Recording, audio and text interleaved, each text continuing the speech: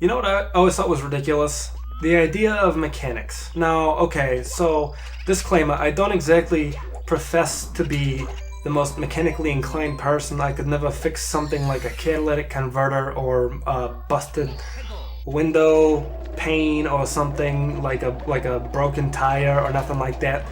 But I think you can easily learn how to do stuff like that. The only real difference between you and a mechanic is that they have the experience and the tools. Now, if you have those tools yourself, I think you could very easily learn how to fix your car on something like YouTube or Yahoo Answers, or even maybe Craigslist. I don't know if they have things like that on there where you can like look up how to fix a car. Maybe they do, maybe they don't. Maybe I'm just crazy. Like CeeLo Green always says, maybe I'm crazy, even though some people don't know that CeeLo Green and Gnarls Barkley are the same person. Believe it or not, they're the same. They are the same fella. They got the same jawline and the same receding hair and the same like physique. They're both kind of tubby, man. They're both tubs.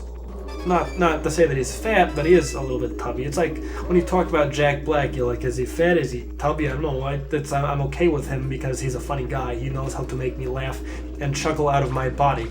So props to you, Jack Black, for being a chuckle man.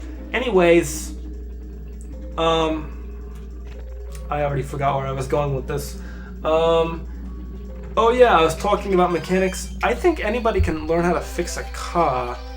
Because a car has a very finite amount of ways that it can be repaired, and I think that if you really wanted to, you could figure it out yourself. Not to say that everybody is super intelligent or nothing like that, but I like to think big, and I like to put a lot of faith into people. I think people are capable of more than they are given credit for. I think specifically you, the person listening to my voice right now, is capable more than you are giving yourself credit for. You ever thought about going to school to become a tax attorney? Now go ahead and sign up for your local community college, because you probably haven't taken all your prerequisite classes yet, like algebra and English 1 and 2 and accounting and all of that sort of thing. So you're going to want to go ahead and do that first. And then you can start taking those big classes that you have to take, and you can go to any college you want to. You can go to Harvard or Princeton or Yale or Princeton again if you really wanted to go to the same college twice for different things. You could double major in something, I guess. That's always on the table. That's an option. I'm not going to say it's not an option, because it absolutely is one, and I will give you the benefit of the doubt and say that you had thought about this before I told you to. But if it's ever something that you've considered doing, go ahead and do it. You know what? Why limit yourself? You're better than that. And I know you're better than that. And you know that I know you're better than that. So just go ahead and do it, you know? It's like what Shia LaBeouf always said. He says, go ahead and do it, guys. Just go on. What are you waiting for? Just stop what you're doing right now and go ahead and do it. And then he spent like a whole day watching his own movies in a movie theater, which was absolutely...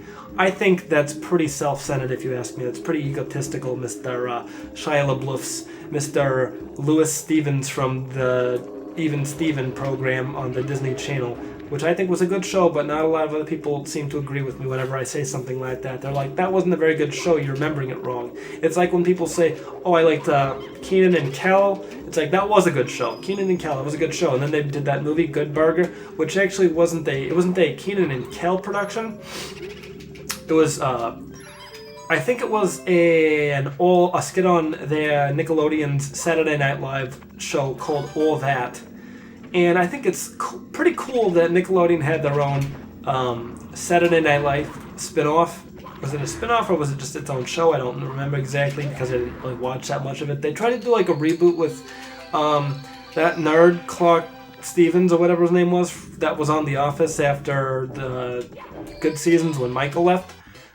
But it's like, I don't even care, to remember what your name is, because you're just some nerd who was in some show that I used to like, and then after the show stopped being good, you joined it. Like, way after the show stopped being good, then you join it. Okay, buddy. Okay, listen up. You don't know what you're doing. You're just puttering around, and I think it's disgusting the way that you're behaving right now. Your attitude, the way you present yourself, it's just disgusting me, and I wish you would stop, but I know you're not going to, so I'm just going to I have to learn to accept it, I guess, until you leave, and then I'm going to vomit in the toilet. Anyways, fox hunting season is like next week, and I'm super excited about it. I like to go hunting for foxes. I don't like to kill them because foxes are very noble animals. They're very nice, and they're very sleek and curious and orange. And I think foxes are underrated as far as caniform animals go. People might not know this, but things like bears and sea lions are actually, I wouldn't say they're canines, but they're in the caniform family, which basically means dog-like. Now, some people refer to bears as tree dogs, and I don't know if that's necessarily accurate, but if you've ever heard somebody talking about a tree dog, that's exactly what they was talking about, was bears. Because bears like to climb trees, as we all know. If you've ever seen a koala or a red panda, they like to climb up trees, and they're always in trees, and they're like, we're dogs because we're bears, and that's true. Look it up, it's true. I dare you to defy me.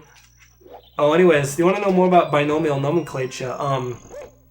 The eastern lowland gorilla, its binomial nomenclature, which means its scientific name basically, is gorilla, gorilla, gorilla. Now, if you know anything about gorillas, they're endangered, and there's not a lot of them, and they're very nice, except for Kerjack. He doesn't like Tarzan, so he wasn't very nice. He wasn't a very nice gorilla, but the rest of them are pretty nice, like, especially the one that was voiced by, I think it was Rosie O'Donnell. She was pretty cool. The elephant, he was alright. You know, I always found the way that Disney animators drew their elephants to be kind of terrifying for some reason. I think it might have something to do with Pink Elephants on Parade from Dumbo. And then they did a parody of that on Bob's Burgers, the new hit TV show, Bob's Burgers. It's new. It's like 6 years old, but it's still pretty new to me. I haven't watched it. I've been watching it since the first season, but it's still pretty new to me. Because it makes me laugh every time is the joke. Get it? Okay, fine, good, glad, I'm glad. Yeah, so anyhow, what was I talking? Oh yeah, I was talking about how Disney elephants are terrifying, and before that I was talking about Disney's Tars, which has a lot of soundtracks by Phil Collins in there. Now, if you know anything about that, so Phil Collins did the soundtrack for the movie Tarzan from Disney, and I think it was in 1999, so they were up for a Grammy competing with the South Park movie Bigger, Longer, and Uncut with Trey Parker and Matt Stone, and they had a song that was nominated called Blame Canada, and a lot of people thought that it was good, but they still lost out to Phil Collins, and they were pretty upset about it too. I wouldn't blame them so much, but they did some jokes about Phil Collins in the TV show The South Park. If you've never heard of it, it's a pretty good show. I'd check it out, but it's very mature, so I wouldn't watch too much of it unless you want to have people thinking that you're a little baby. Maybe you can watch it when you're drunk or something with your buddies. You can download all the episodes on Hulu and then be like, yeah, this is funny, or torrent them, but I wouldn't recommend that because pirating is wrong, and pirating is something that bad people do. And I'm not a bad person. I would never pirate anything. I've never pirated anything in my life except for doubloons. Get it? Because gold doubloons, pirates. You get the joke. You understand. You think it's funny. You think it's funny, and you give me full credit for that joke, even though you didn't think I stuck the landing on it. I think I did, so I deserve full credit, and you will give me full credit. So thank you. Thank you so much for respecting me as a quote unquote comedian. So, anyways. Yeah, let's talk about comedy, I guess. What do you think is funny? I think nothing is funny. I think everything is dated. As soon as it gets released into the public, it is dated, and I don't like it anymore. And I don't think that's unreasonable, but a lot of people seem to. They fault me for having such strong opinions, and I don't understand why. You know, honestly, I think it's fine that people have their own opinions on things, especially like comedy. Not everybody thinks everything is funny, and not everybody thinks things are funny. There are a lot of people out there who don't find anything funny, and those people, although humorless, can't necessarily be faulted for their belief. Because to fault somebody for thinking something like one thing is not any different than like, so you think that all Muslims are terrorists because they all pardon me, I'm burping. Because they all pray to Allah and they all signed a pact saying that they would fly a plane into a building if they were given the opportunity to. Just because they've all said that is the case doesn't mean that you have to like criminalize them or anything. Like, just because they said, if you give me a box cutter, I will steal your plane, and they've all said that, doesn't mean that you have to like crucify them on the cross. You know, they did that to the J-Man like 2,000 years ago, and people are still mad about that.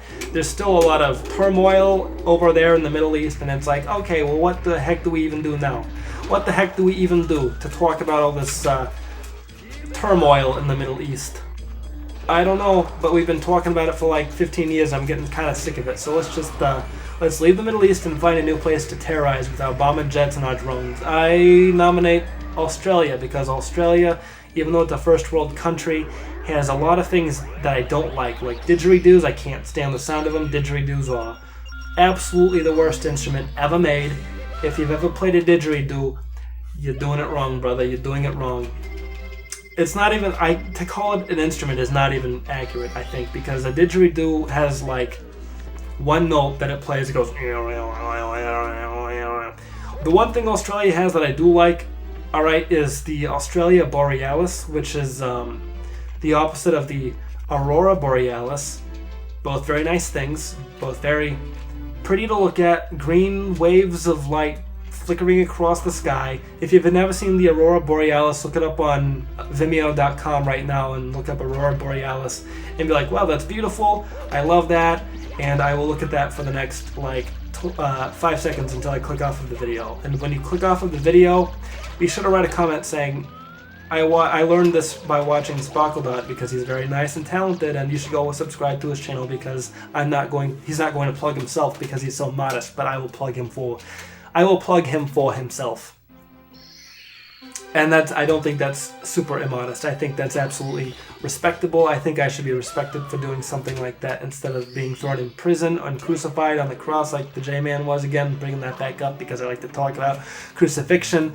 I know there was some guy recently, I think in Saudi Arabia, who got crucified, and I'm like, I'm glad they're bringing that back. It's very biblical. It's very, very fresh. I think I like to discover more about why they got rid of that in the first place. Maybe they thought it was too barbaric or something. I don't know if that's actually true or not, but if they thought that the crucifixion was bad, wait till they get a load of the Iron Maiden. I don't think they have that over there in the Middle East yet, and I think that they should get it because I think it's a very good torture device, you know? There's a lot of torture devices out there, and I don't really think that people understand how much fun they are. Not necessarily to watch, but to hold on just a second, I'm trying to figure something out.